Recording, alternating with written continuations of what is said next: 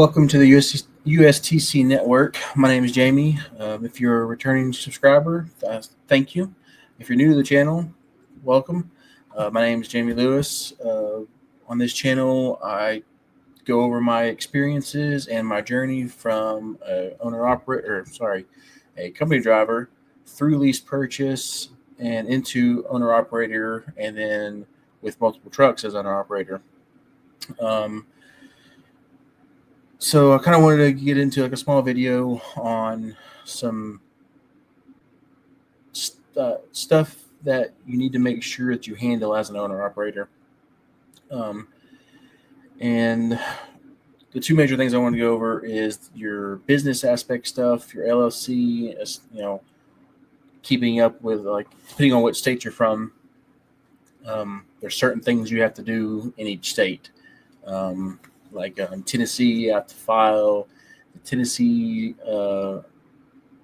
tax, excise tax kind of stuff, which, thank goodness, my freaking accountant handles that kind of stuff. But then you have county and local crap you have to do also. So it can be a real pain in the rear end, especially if you don't keep up with it. One day you'll get notices, you're being fined for this, or, you're being fined because you didn't do this. So it's best if you talk to a lawyer and figure out what those things are, write them down on the calendar, when they're due, et cetera, et cetera. There's a bunch of ways. Say you're wanting to become an owner operator, this is more towards you. If you're wanting to do that, the best thing is to create your own entity, business, which is either an LLC, S corp, corporation, whatever that is. It's really simple. Either you can pay somebody to do it, or you can do it yourself. I don't know what you say, scooped or whatever. When I did mine, I had a company create it. Yes, it was simple and easy as far as that goes, but they did charge pretty good for it. I think I paid like $700 for the LLC, for the partnership that me and Rick originally did. It'd probably be easier just to go to the lawyer and have them do it. But anyways, so just make sure you stay on top of your company stuff. And then and that's just for your LLC and business stuff. That's not including, once you get into your own authority, then there's a whole bunch of other stuff that you have to keep up with as far as federal, state, etc. Local. Well, I don't know if local has anything to do with it, but so that is a big thing to keep up with, especially tax time comes around, business license, etc. Number two is, I would say, the biggest thing and the biggest reason owner operators fail is because they do not keep up with their maintenance. DOT inspections, preventative maintenance, etc. And I'm speaking on experience, recent experience. Toward the end of last year, I think it was, or beginning of this year, whatever it was, I've probably spent, in 6 months, about $18,000 in maintenance on on the 3 trucks I had. Like I said in the last video, I think it was, or before that, I no longer have a 3rd truck. But it can get real expensive real quick, especially if you let problems compound and don't fix them in a timely manner. You go from, you have one problem, you're like, I'll wait a little bit longer. And then another one shows up, and then another one shows up. Well, instead of that cost hitting you, in a gradual way, it hits you like a mountain, straight up. So if you don't plan and you don't do it correctly, most of the time it causes owner operators to fail, and that's the biggest reason you see so many fail. A, they're not planning for it, they're not saving like they're supposed to. B, they just keep prolonging the little issues until it becomes something major, and they're having to fork out $10,000. Okay. Now, sometimes you're just going to draw the short end of the stick. That's just the way it is. You're just going to have a bunch of things go wrong at the right time, which is kind of what I did or fell into. When I first when I first added that white Freightliner, my true second truck, I took it over. The guy had blew a turbo and stuff, so I told him, hey, I'll take this over from you. I'll fix the turbo, and he just walked away. Looking back, I shouldn't have did that, but so I fixed the turbo. It was running fine, and then things just started leaking coolant, and coolant hose busted, and this hose busted, and it's just a chain reaction for that truck.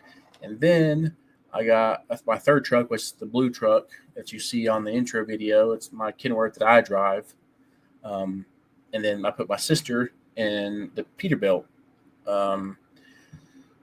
So as the true second truck was dying, trying to keep it on the roads, forking out, hundreds of thousands of dollars on that thing, the Peterbilt had an issue. I ended up having to they had to drop the transmission on that truck, which was not under warranty because I went over 100 miles for the warranty to still cover it. So they had to drop the transmission and replace some seals on the top, something on the transmission. That was like $5,000, including the tow.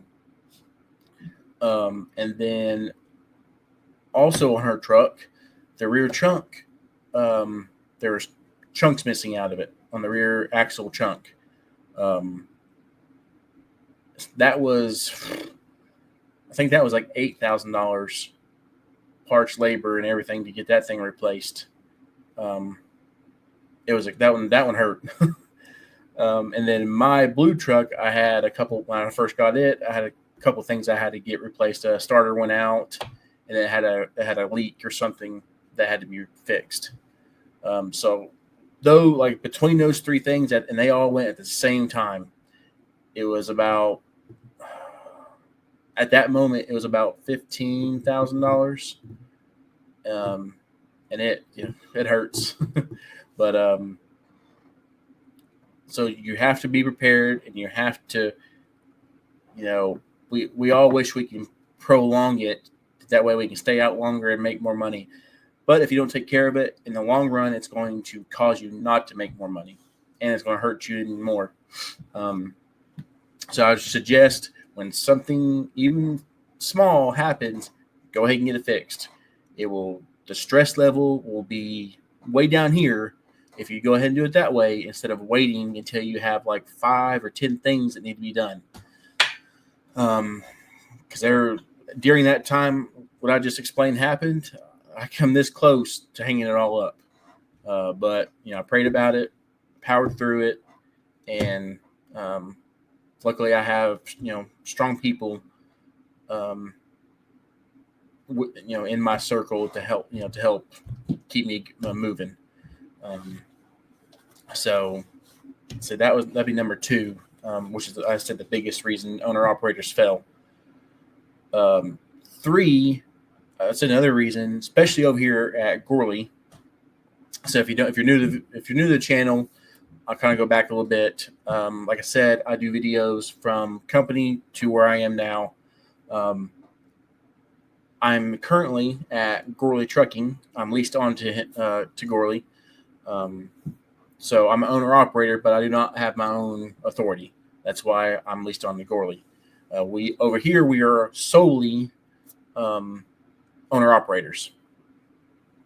So that being said, over here at Gorley, being only owner operators, and I know Mr. Gorley personally, so he tells me who's coming, who's going, the numbers, etc. So I've mentioned this in a previous video. Do not expect to be a full-blown owner-operator, and that's booking your own loads, being in charge of your own maintenance and whatever permits, et cetera, do not expect that you're just going to willy-nilly go about it. If you don't want stress or pressure or any of those things, do not become an owner operator. I'm going to tell you now, because that crap don't work. There's constant stress. There's constant feeling like you're behind. There's constant worry.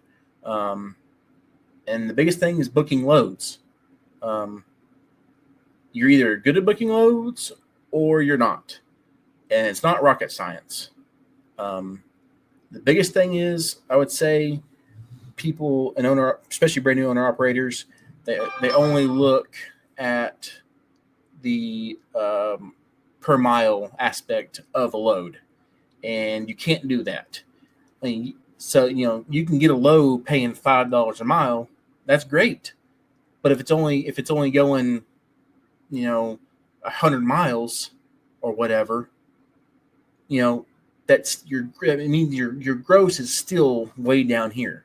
So I learned, the steady thing is you have to go rate per mile plus gross per day that you need to make, which mine is about, which I tell, me and my sister, so my drivers, they book their own loads and stuff. I don't do it.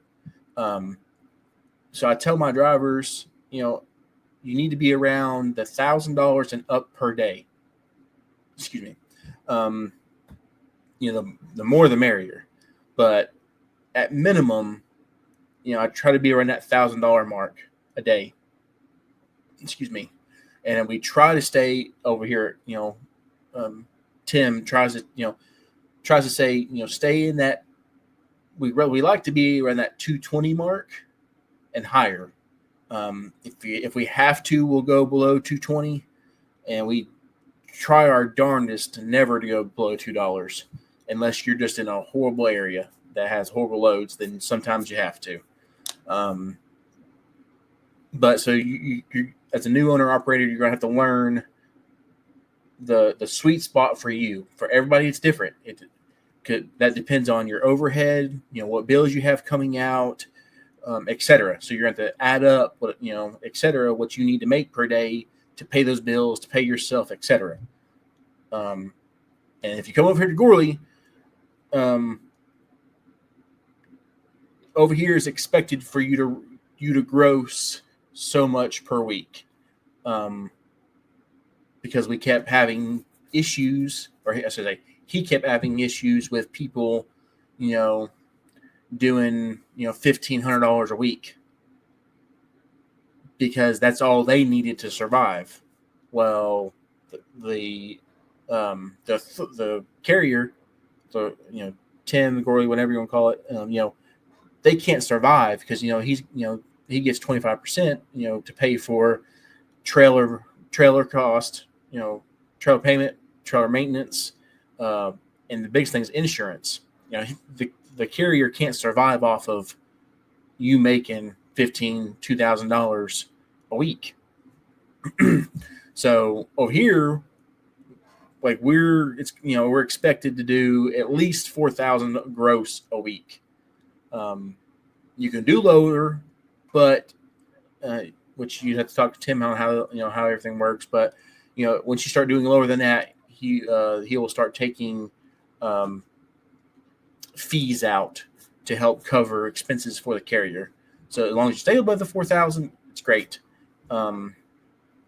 Which is super easy. It's not that hard. If you're doing below 4,000 anyways, in my mind, you're not trying very hard. Like, that's the bare minimum. I dang near do over 4,000 every week. I try to, like, my goal is mid 4s to mid 5s for both my trucks, which Sierra, she's on a dedicated route out of Athens going up to Indiana. I got her on that route, and she grosses like, I think, mid 5s or something. But yeah, that's what I would say. If you're wanting to be an owner operator, You can't come on and be an owner operator and be lazy. It's just plain and simple. If you're gonna be lazy, stay a company driver. And like I can't emphasize that enough. If you want to be home all the time, every day, if you don't want the hassle, if you don't want the stress, if you don't want that responsibility, don't do it, because you're just going to end up in extreme debt and headache and everything else. Now, I'm not trying to deter you or deter anybody from being an owner operator. I'm just letting you know what to expect and the expectations.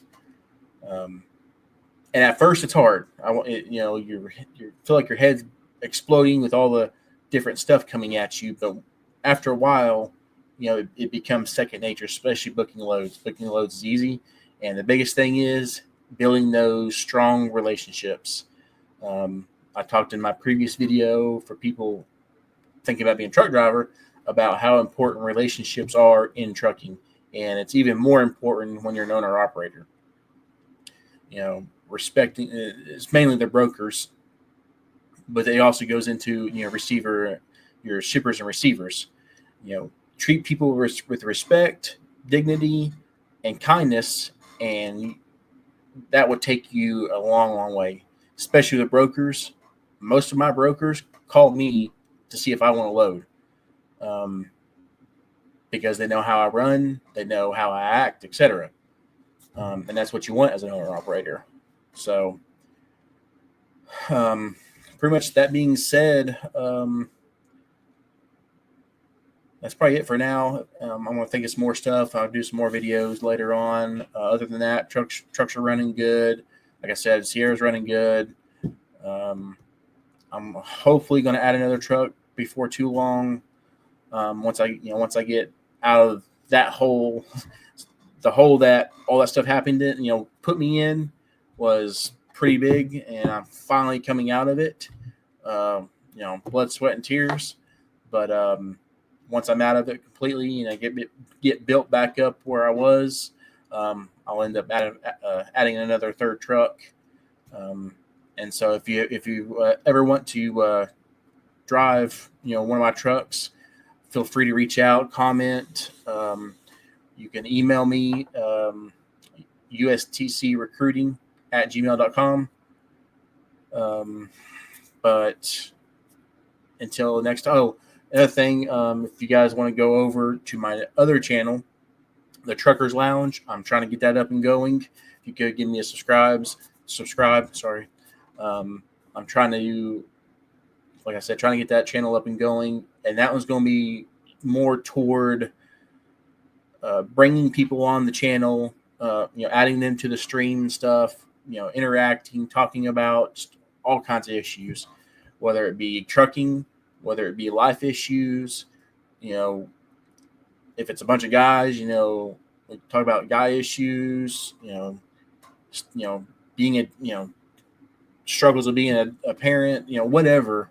So that's what that's going to be more toward. Like I said, the Truckers Lounge. If you want to go give it a subscribe, like, etc. If you would subscribe, like this video and stuff. I think that's about it. But until next time, I'll catch you guys later.